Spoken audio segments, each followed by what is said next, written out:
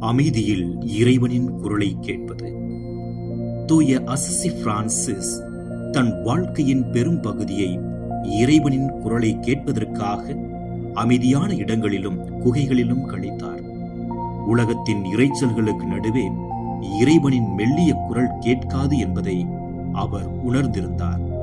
அவர் சொன்னார், நாம் உலகத்தின் சத்தங்களை அடக்கும் போதுதான் இருதயத்தின் ஆழத்தில் ஒலிக்கும் இறைவனின் குரலை கேட்க முடியும். அசிசி நகரின் அமைதியான சூழலும் இயற்கையின் மௌனமும் அவருக்கு இறைவனை பற்றிய ஆழமான புரிதலையும் அவருடைய திருவுளத்தை அறிந்து கொள்ளும் ஞானத்தையும் அளித்தன. இன்றைய சிந்தனை.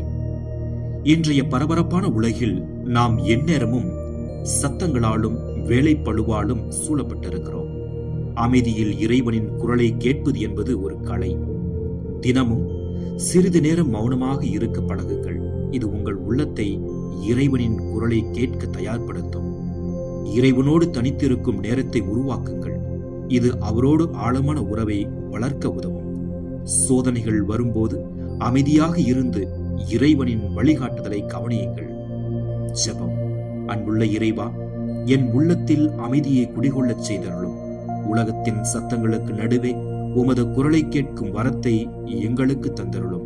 தூய அசிசி பிரான்சிஸை போல அமைதியிலும் தனிமையிலும் உமது திருவுளத்தை அறிந்து கொள்ளும் ஞானத்தை எங்களுக்கு தாரும். எங்கள் வாழ்வின் ஒவ்வொரு செயலிலும் உமது வழி நடத்துதலை நாங்கள் உணர்ந்து செயல்பட எங்களுக்கு அருள் புரிவீராக. ஆமென்.